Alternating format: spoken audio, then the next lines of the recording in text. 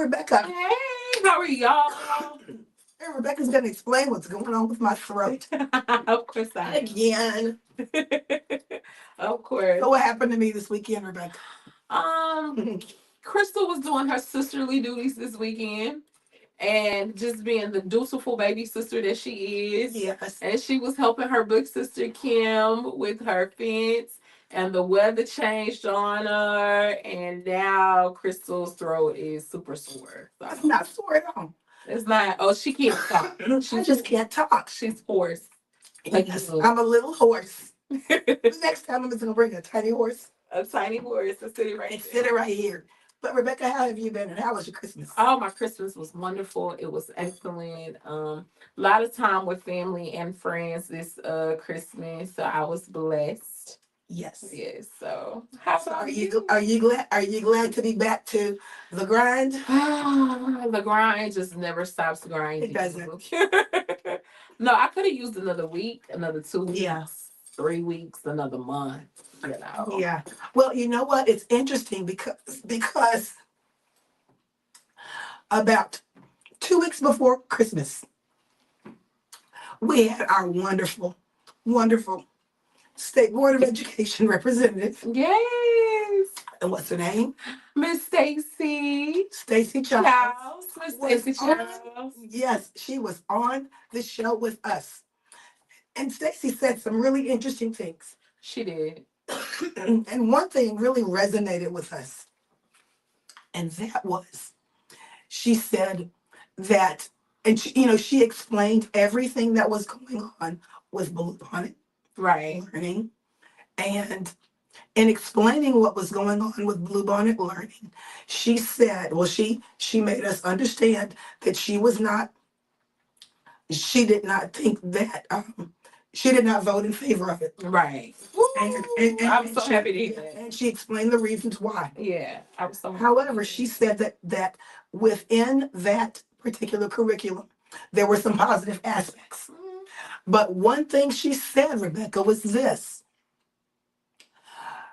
The State Board of Education members have a strong tendency to listen to the people who were in the room. Exactly.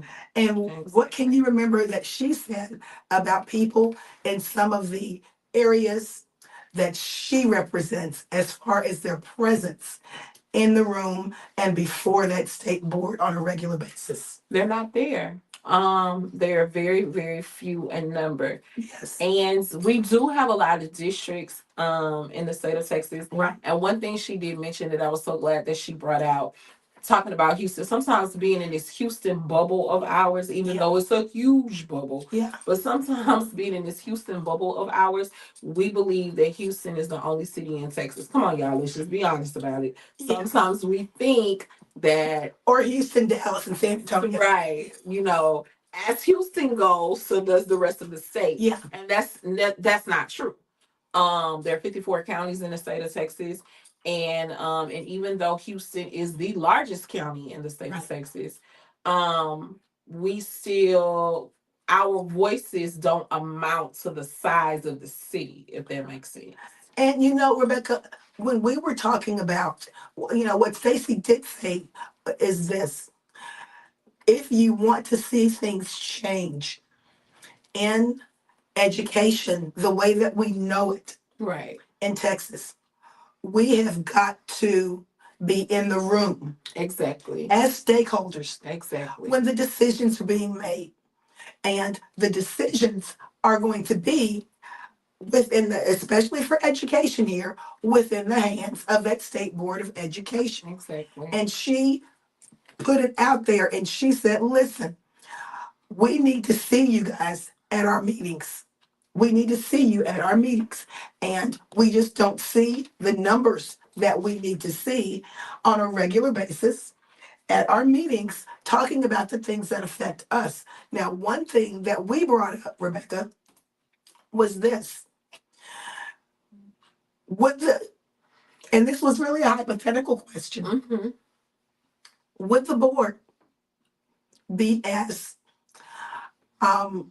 enthusiastic about listening to curriculums that maybe were not as conservative or had some other dynamics of other faiths or religions within that particular curriculum. However, based in fact, it may be.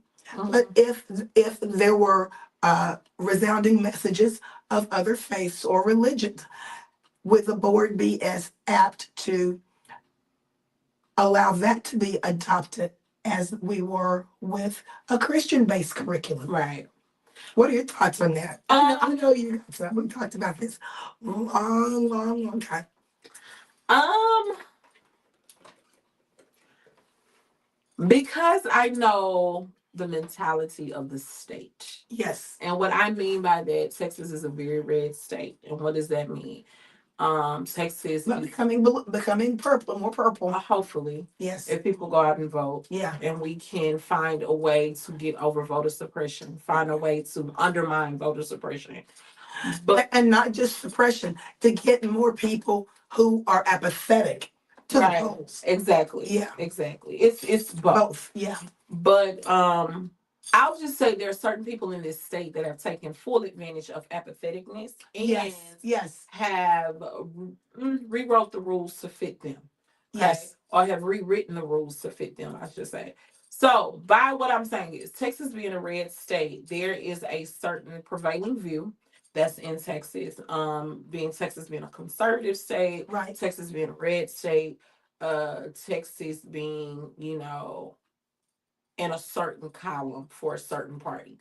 Consistently. Yes, and for a certain amount of time. Right. Because we know that wasn't always the case Right. with Texas. Right. So, having all those bases covered, do I feel that the state is reticent in hearing other views? I think and adopting them into a possible curriculum. Right. That was going to be my point. Yes. So on the front end of it, I do think that they want to hear. Well, let me say, I think they'll be more apt to hear. Do I think they're going to adopt? No. Unless other people put pressure on them to do so. And I mean consistent pressure on them to do so. Yes. And the reason I say that is because there is a stigma for certain groups on the big cities. The big cities being Houston, Dallas, Fort Worth, El Paso, Corpus Christi, San Antonio. Yes. They feel like we think like a machine. But you're talking about 6 cities. Oh, right. Not to mention Brownsville. I don't want to leave them out. So you're talking about 7 cities, right? You're talking about 7 cities out of 54 counties. So 54 minus 7. Okay. I don't feel like doing the math right now. You can. Yes. So you're talking about 57 cities out of 54. So most of us in these 7 cities can agree we do not want this for our children for various reasons. And that's not to say that a lot of us aren't conservative, but we do understand that all children are not a monolith, and all children, and we have children of different diversity in schools. Yes. But in a lot of areas, they have rights too. Right. Yes. But in a lot of areas, you have certain areas where students are a monolith. Right. Okay. So in the state legislation tend to hear more of those. I don't want to say they tend to hear more of those concerns than from the 7, I believe. And I'm going to be the devil's advocate this time. And one of the reasons that we wanted to do this podcast today, Rebecca, is because of this. Let's be very honest about this. Yes, you were absolutely right in that the legislature hears the concerns of the people who are screaming the loudest. Right. Okay. And that's what I wanted to put forth.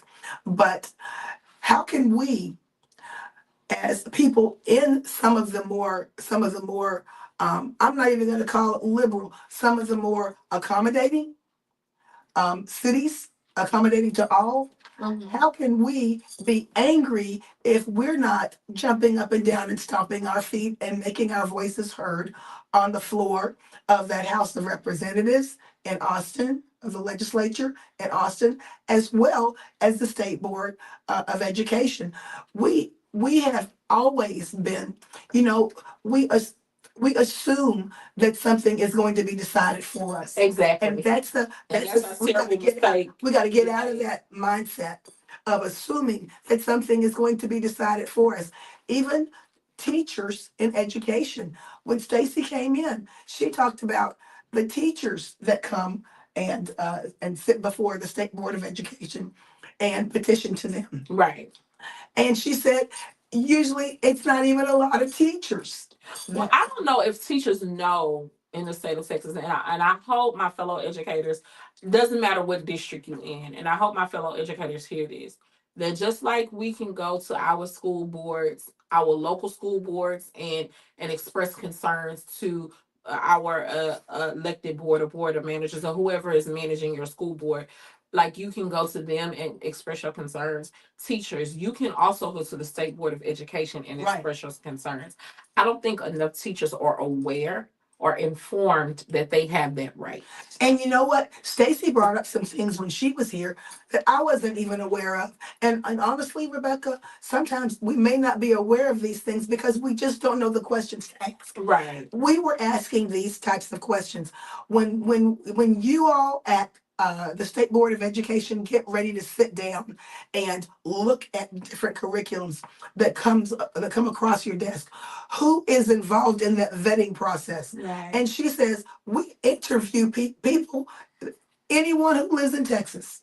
Right. Any teacher, any citizen, any concern group, anyone who lives in Texas can apply Mhm. to sit on that particular panel that vets those educational resources that are adopted. Right. And even though they're experts in the room, right? And this is what I didn't bring this point up to Stacy, but I just thought about this now that you said it. Yeah. Even though they're experts in the room, you have to understand what their expertise is in. Right. Right. So I teach in a certain district and a certain demographic. Right. Right. There's somebody And else. I do too. Right. Yeah. Yeah. So then you have other teachers that touch in other demographics. Now, even though we all have the same content knowledge and the same content base and all of that, we might not have the expertise to deliver that information in a way that the children that we teach understand it. Right. So, yeah. So there are some teachers. So I teach in a low socioeconomic demographic. Right.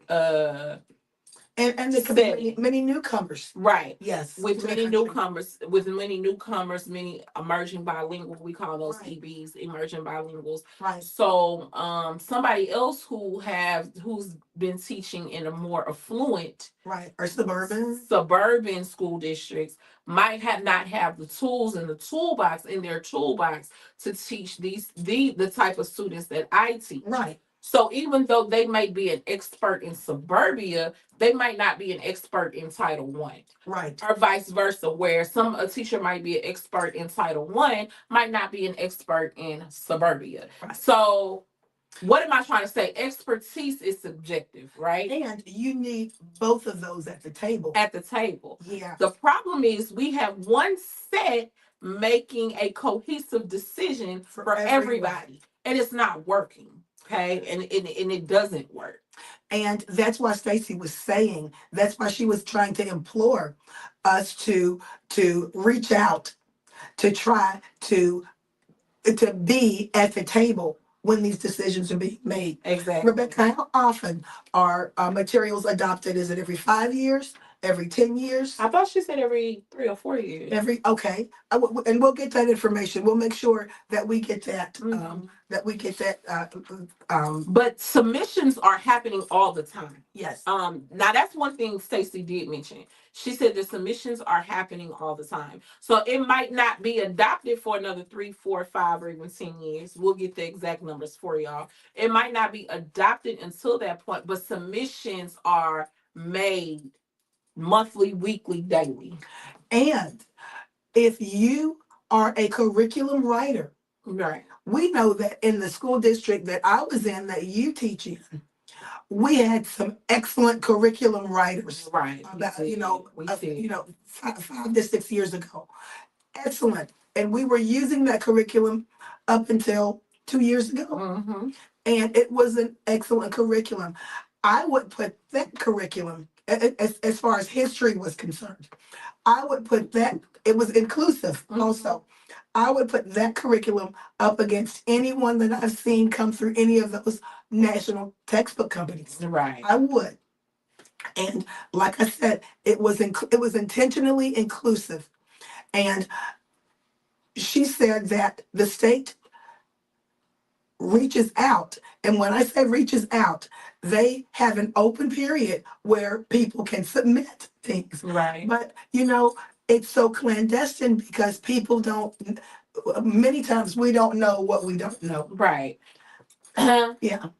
Like I originally thought, and me being in politics, working in politics, understanding the ins and outs of politics and what goes on, I just assumed that there was a board that got together because I'm thinking political, right? Right. I'm thinking there's a board that got together, and this board hand picks the curriculum and all that other stuff. Yeah. And that's not how that works, right? And the reason I thought that because I'm like, oh, State Board of Education, there must be people there that's putting curriculums together, writing curriculums together, producing this curriculum out through the state. Right. But I found out that it's actually the opposite. How it's done in education is how it's done at the state board level. You have people come together, experts in the room, I guess, like that would be teachers And review experts, submissions. Yes. and writing things And review submissions. and review Yeah. submissions for acceptance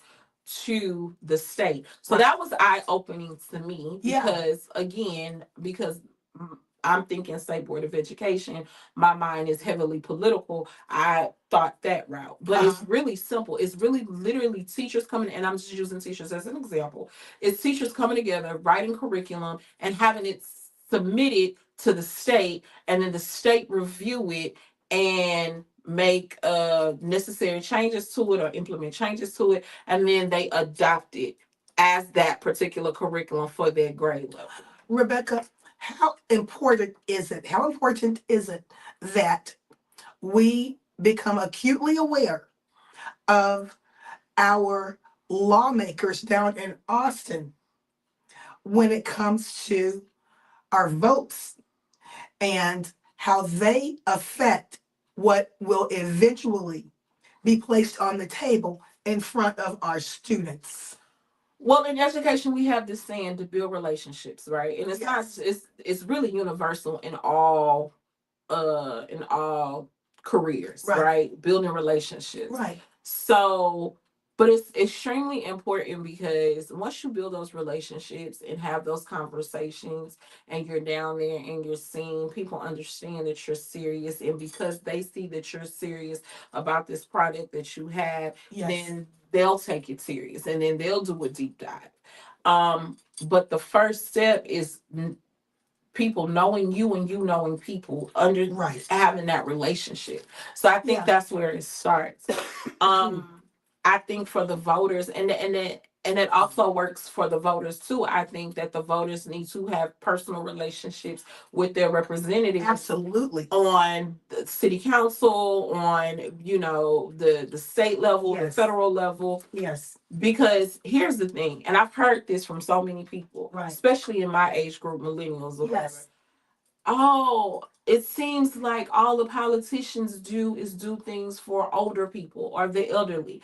They're always doing things for elderly people. They're trying to make sure Yeah. elderly people are taken care of. And you know what I tell them? They're absolutely right. You know Yes. why? Because elderly people go out and vote in mass numbers. And they're in their ear. And they're in their ear. They will speak up Right. for the things that affect them. Right. Yes. If there's something wrong in their neighborhoods, they will voice that to them. They show up. Right. They have conversation. Not only do they have conversation, they also have a relationship that they built with these Right. politicians. So then when these politicians are voted into office, guess what? They're going to look after the needs of the people who they have a relationship with. Yeah. And that's how that works. So that's why voting is so important. And Rebecca, let's make sure that people understand, even though the Bluebonnet curriculum was just the hot button, over the last few months, and the adoption of that curriculum by the state board, that is the official Texas curriculum. However, school districts are not required to utilize Bluebonnet. Okay, you've got many curriculums, many that are available that have been approved, but Bluebonnet is the official state curriculum. Do you think that there's a great chance that many districts will approve it? I believe the district that I'm currently in, I definitely know they'll adopt it. And a lot of the districts that and here's the thing with these vouchers that's coming up. Oh, the vouchers. I think for sure the schools that are implemented that uses the voucher system, this curriculum is definitely going to be used. So if your family, or you take a voucher for your kids, there's no doubt, and I would sacrifice my last dollar. If you take a voucher for your children for a certain school, Bluebonnet curriculum will be taught in their school. And why would that be the case? Because Is there financial incentive? it's financial incentive. It's financial incentive, and those schools are going to be required to teach that to fulfill the financial incentive. I think a lot of the districts in the 47 other counties. Yes. I did the math, y'all. I'm sorry, I said I wouldn't. She And did the math. I did the math. Okay. Yes, So I do believe at least I'm gonna say maybe 28 to my 35 districts out of that 47 are definitely gonna do Bluebonnet curriculum. Do I think the other school districts in the larger cities are gonna do Bluebonnet? Probably not. Because that's where the diversity is, and I can see a lot of pushback from parents and community leaders. Yes. Yeah. And even religious leaders. I can see a lot of that pushback Right. happening.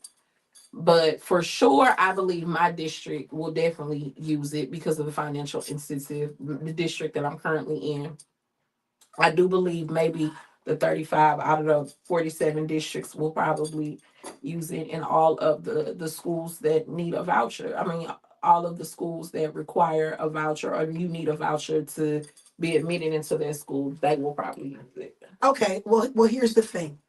With that being the case, and we've already discussed, and Stacy's already answered this question for us, will educators be mandated to teach this curriculum, even though it may not line up with what their belief system is? And if they are mandated to teach it, you had a concern that was a very valid concern the last time we came in, and you said the last time we were on about this particular topic, and you said, do I want someone, if I agree with Bluebonnet, do I want someone who is a non-believer teaching my student about the Bible Right. in a public classroom? Right. And you can have a lot of different, that's such a touchy subject. Right. And, especially with the climate of what's going on right now Right. in our country.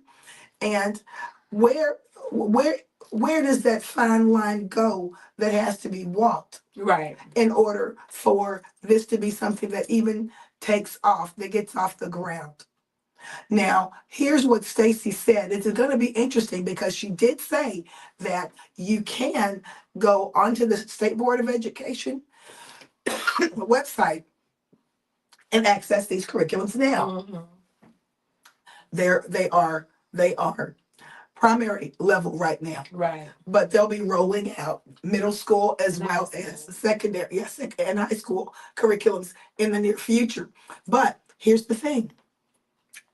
How much of that Bluebonnet curriculum, how many Bible-based stories are infused? Is the whole thing going to be infused with it? She said only certain parts are infused with that. Right. And she still read the disgust on my face. Um, you know, that just in my personal opinion, and this is Rebecca 1-on-1, I didn't even agree with that. Like, Okay. I don't feel it's anybody's responsibility to, again, this is just what I personally Right. feel. I don't feel it's anybody's responsibility to teach children about religion except for their parents. Yes. That's it. Yeah. Like, across the board. Or if their parents have sent them to some type of school Right. where that's part of the Right. curriculum. Because I do know there are parents who have moved their children out of public school to private school so that they can get their religious education. But that's fine. Those are what those schools were designed to do. But Absolutely. personally, I just do not feel that it's anybody's responsibility to teach children about religion, anything religious related, unless it's the people that are raising them. That's just not. It's not up to the state. It's not up. And one of the prevailing concerns that some of the parents had that Stacey talked about was, well, maybe the discipline will be better if we brought these Bible these biblical principles into schools. And again, I say that discipline, religious beliefs, all of that stems at their households. Yeah. It is not my job my job is to teach how Sam Houston won the war against Santa Ana. That's my job to teach that. Not, about how the world started. That's not my job. Well, here's the thing, and I believe that you've got to look at it very realistically too. People have been knowing that the Bible has been around for centuries. Okay, they have elected not to.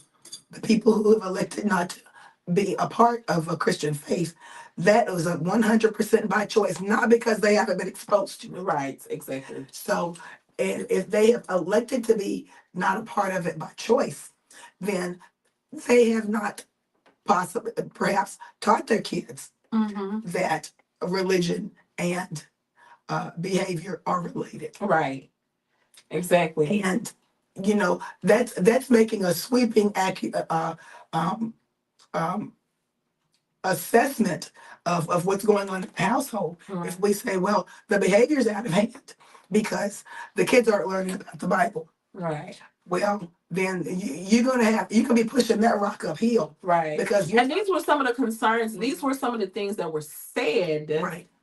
At the hearings from other people on Yes. the why they should adopt Bluebonnet, why they shouldn't. But she said one of the prevailing arguments was that, hey, the reason the behaviors are so out of control in school, the reason that people are LGBTQ in school, the reason all of these things happening in schools, because biblical principles are not being taught in school. And you know what? You just brought up a slippery slope that we had not even talked about before. Right. And that is the way that in schools right now, there are even clubs and organizations that are allowed to be on campus in support of LGBTQIA youth. Mm-hmm. And how is that going to mix in with this Bluebonnet curriculum? Are they going to stop allowing these students to meet? Mm-hmm. Are they going to somehow present some type of counterpoint to what these students' beliefs are? How does all of that factor in? And then and some teachers and I were talking about this too a couple of months ago when the Bluebonnet curriculum hit. Right.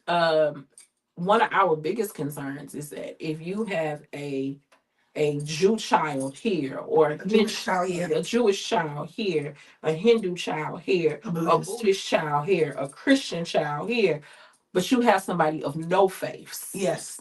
here, Atheist or even agnostic. right? Yes. Of no faith. So, and then you're bringing these discussions into class, you know, fights and arguments And things that have not been an issue right in schools before. Why start are to we inviting? right start to ensue, Yeah. right? Because you have three books that are similar in nature: the Quran, the Torah, and the Bible, Mhm. but they're distinctively different. You know, they have some of those Right. distinct and different distinctions, Yes. and then children get in arguments over that. You know, so I don't think, and like Crystal, I always have Crystal laughing. Certain people, when they bring these things to the public, Yes. they do not Think through it. they don't think through it. It's about what I want and what I believe, and therefore it shall be, without taking any of these things into consideration. Yes. And like I told Stacy, as history teachers already, we teach religion. We teach all of religion. Right. 6 through 12 social studies It's history. embedded. It's heavily embedded in every single piece of history that is being taught from the 6th through 12th grade level. Right. So in history. So I don't even understand the point. I Yes. still don't understand the point of this. Now mind you, I haven't looked at the curriculum yet. I'm going to. I'm gonna sit down and go through it with a fine tooth comb Yes. when I have the time. But I still don't, in my opinion. And I heard what Stacey said. Well, Rebecca, you have to just look at the Yes. curriculum and then make a judgment, which I'm going to. And I think, and let's be, in all fairness, let's be fair in saying we have not picked it up and looked at it as of yet. We're going by what we've heard in the meeting. Yeah, And we both need to do our due diligence we will. and go ahead and pick that up and look at it. But I can tell you right now that I will go to school tomorrow and I will sit with the students in each class period that I teach of the Muslim faith, of the Hindu faith, of the Christian faith, maybe perhaps even some Buddhist students, because the diversity in the county where I teach is that prevailing. Right. And I know that today, I believe it may have been Humble or one of the other, well, it may have been Humble that will be voting on adopting Bluebonnet this week. Oh wow. Yeah. It may have been Humble. I will check, but I was watching Channel 13 to news, so they had that on there, so I can Google it and see exactly who that was. But they are. I mean, Stacy was right in that they pull those board members in for those special sessions because they wanted this to be able to be rolled out in January. I said that. Yes. I said that. I knew that because I, I knew when they started voting on it in that December, people were like, "Oh," because I'm political and I know how politics is. When I got the buzz in my ear that they're going to be voting on it in December, I said, "Okay, this is going to be rolled out in January." Right. Because because the fact that it wasn't brought up in legislative session, it wasn't a part of the session. Yes. Further Solidified. solidified to me, no, they're not waiting till August 25 to roll this out. They're going to roll this out in January 25, and sure enough, it's being rolled out to the different districts across the state. So, Rebecca, we decided to name this particular episode of the podcast Crystal and Rebecca Go to Austin. Woo! So, 6th Street. Hey. So, what do you think that means, my Crystal Loves Texas viewers? That doesn't mean we're going to 6th Street. I had to say, hey, Austin people, I had to give y'all a shout out. But that does mean that we are going to be imploring that other teachers, join us as we make that trip Mhm. to Austin to stand before the State Board of Education Yes. and have some of our concerns heard, and perhaps um, look and get better details on how, if we wanted to suggest to some of our more diverse communities that if they wanted to submit things, it may not be an entire curriculum, it may be a class or a class to be offered um, to the state board to be able to be heard and perhaps adopted, ways that that can be done. Because with Texas looking the way it does right now, we need to make sure that anyone who is in Texas, who is a Texas taxpayer, and who is represented by someone down in Austin, Right.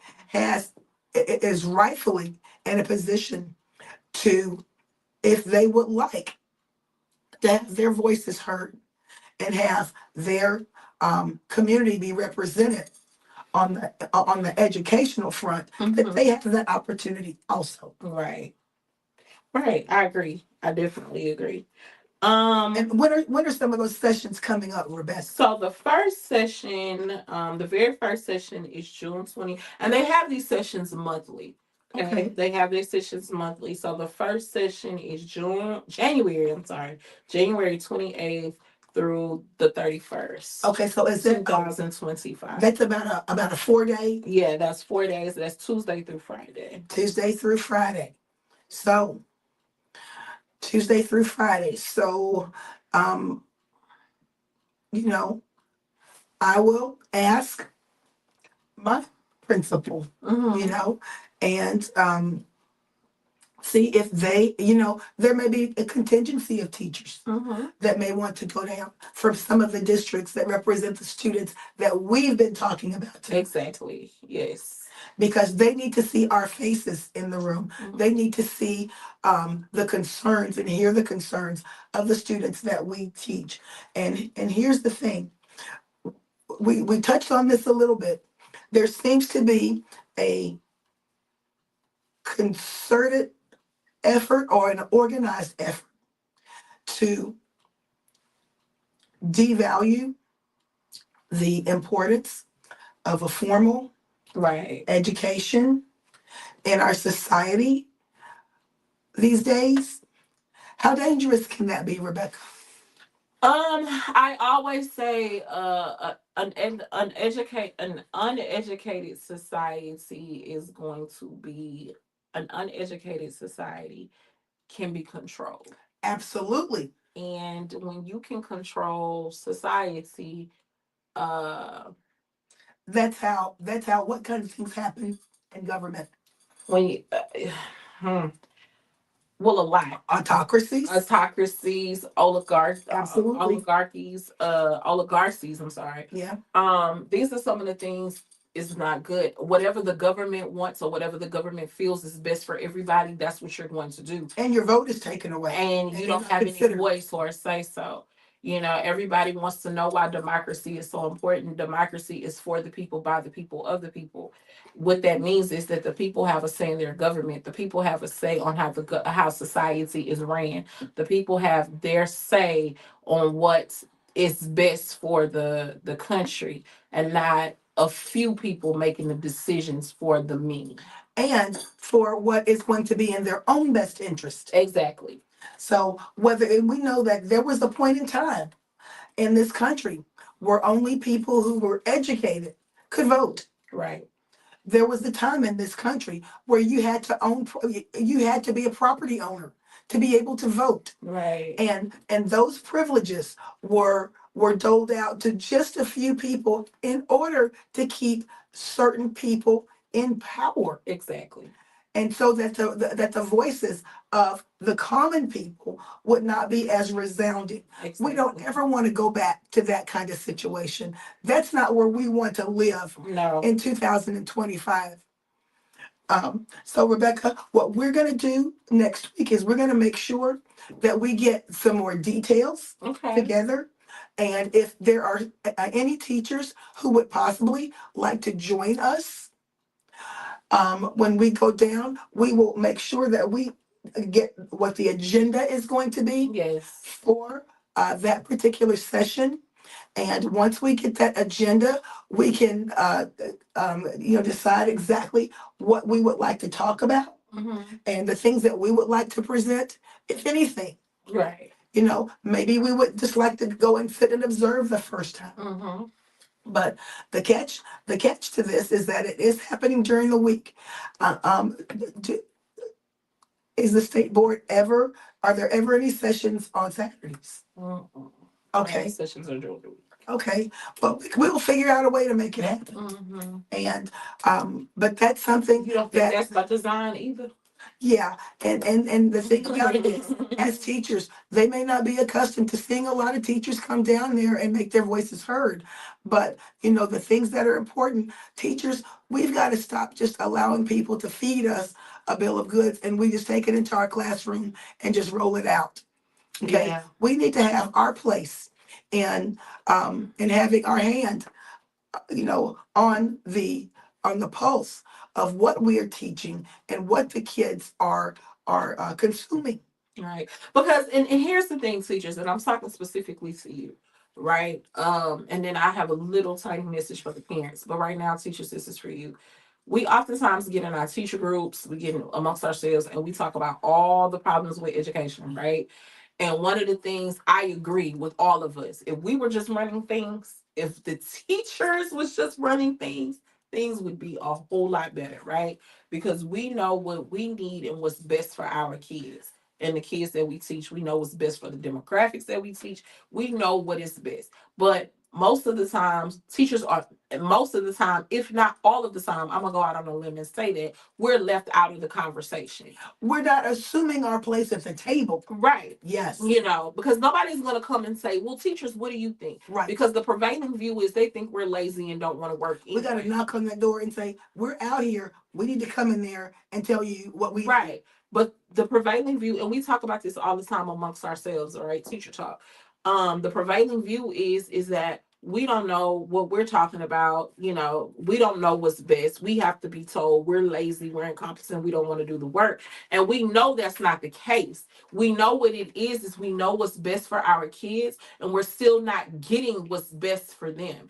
I've said 101 times, even though I feel this is kind of a little racist in itself, we've been trying to close this achievement gap for 55 years. Right. As teachers across the nation, we've sat in these professional developments time and time again, year after year after year. And you mean to tell me that in 55 years, we have not closed this achievement gap? We're still talking about this we achievement gap. haven't figured out why it can't close. And we know it has nothing to do with the material sitting in front of us for the most part. It happens way before those kids come to that classroom. So we know this, but the problem is the people that represent us don't know this. That's the major problem. The people that they don't know this. And they may not have a touch point right with that particular demographic of student, and why there may be a misstep, and why it's more difficult for them to be able to achieve. Exactly. Yeah. So this is what we're saying, teachers. We have to start taking our power back. Change starts with us. We can beg the parents, we can beg politicians, we can beg, but at certain points, we're going to have to stop begging and start taking. Yes. Taking back our power, taking back what we know, because we are the experts in the room. Now, we've been gaslit for so long and told, oh, you guys are the experts, you are the experts. But they're not. When I say people in government are not listening. They're not. And this is why there's a national shortage everywhere, because the people that are in the room with children 9 months out of the year, 180 plus days, are not being listened to. And Rebecca, there was a report that came on, I believe it was last week or week before last, in the district that you work in, within the last 2 years, how many teachers have deserted the district and how many uncertified teachers are sitting, percentage wise, are sitting in these classrooms. So 5,000 plus teachers have left. 5,000 plus teachers that left. We started out with 5,000. Yeah, we started out with 10,000 plus teachers 2 years ago. 5,000 of those teachers have left, and more are leaving daily. And when I say daily, I mean daily. They're Right. either retiring, resigning, or they're being put out of the classroom Right. for whatever reason. And being replaced with whom? With teachers who are not certified. And what if statistics taught us about uncertified teachers and even the news sometimes, but we know the news can be biased sometimes, but even the news reporters have said that it has been proven time and time again that certified teachers are going to be the most effective in a classroom. And let me explain this, because a lot of uncertified teachers have taken offense to this. So let me explain something to you, because not only have I worked as a certified teacher, I've also worked at a certified as And not also, only have I worked as a certified teacher, I've also worked as an uncertified teacher. right, Here is the main difference. There are laws, there are rules that must be followed. There are laws and there are rules to this profession and must be followed. So even though people think anybody off the street can walk in and just teach a classroom, or like I've heard people say, well, when I'm done with my real profession, then I'll go into teaching after I retire. After I made real money, I'm going to go into my profession. I'll go into the teaching profession and teach. And then when they get in there, they realize how hard it is and how many rules that need to be followed. And because those rules are not followed properly or not understood by the people that are uncertified, they get frustrated and leave, or they get fired, or they make a misstep where you thinking it's not so much of a big deal, but in the realm of education, it's a huge deal. it's a legal ramification. Right. So being a certified teacher is not just knowing your content, but it's also knowing those rules and regulations And Rebecca, to the profession. also take this into consideration, and a lot of people really don't take this into consideration. When you decide to go into the classroom, early on, within the first 2 years generally, if it's something that is sustainable for you, because it takes a certain personality type. You've got all different styles, but it takes a certain personality type to go into the classroom and to make the choice to stay in the classroom. Right. Not only are you making the choice to stay, you're making the choice to continue to professionally develop your skill and craft to be in that classroom and to be most effective. Right. If you don't have a very, very, very thick skin, you should not be in the classroom.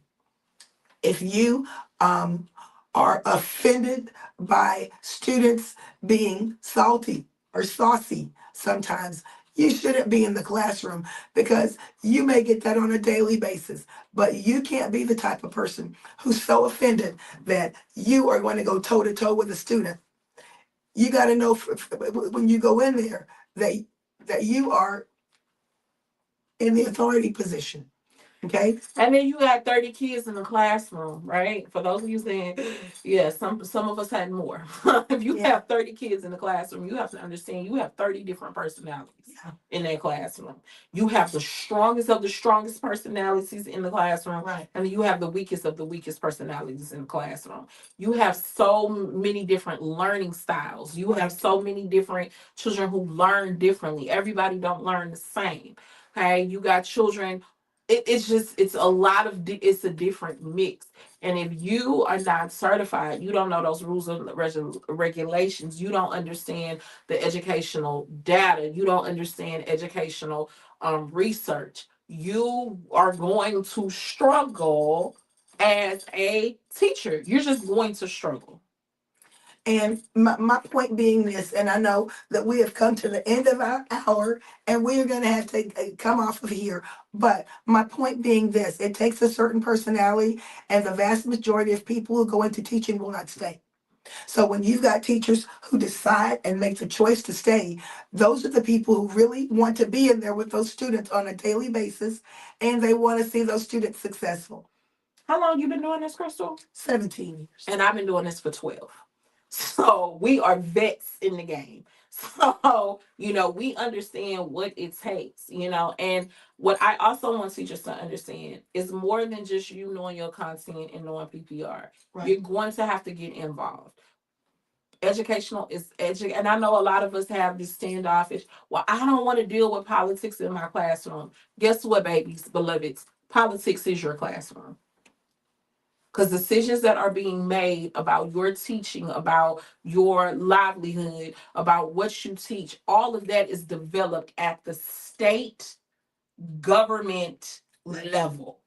Politics. And you need to have some agency in that. Right. If you decide to have agency, I'm going to tell you something, Rebecca. This year, when it was election time, and it was all the excitement that was around the election this year, but to know that there were teachers who are molding the minds of our next generation who said it's not important to vote. To know that there are teachers Right. who are saying that. Now, if I was a teacher, I'm going to tell you, I wouldn't even admit it. Okay? Especially, I'm a history teacher. Right. But, so am I. But and I after I found that out, I felt that it was that I'm gonna take on that task to try to educate my other educators on the importance of being that voice and being that example to students of creating the type of world that you want to live in. Exactly. Exactly. And Rebecca and I have enjoyed being here. We are still perfecting our What are we production. We're our lighting and our production. We are. And I see I got my iPad here, and I was going to remotely deal with the production, but it's coming. It's coming. It's coming. It's coming. But Rebecca, so I'm gonna have to jump up in a second and take us off of live, but I'm gonna correct it in post production. Right. But, guys, so we're doing rebranding of Yes. the CLC show. Yes. I mean CRT. Oh, Chris, CLT. We're doing a rebrand of the CLC. Oh, we can't edit that. My bad. Okay. That's okay. So oh my God. We're doing a whole rebrand to the CLT Crystal Loves Texas podcast. Not a real rebrand, but we're in a different studio. Yay. We're in our own studio, and we have got to to iron some of the kinks out, but we love it.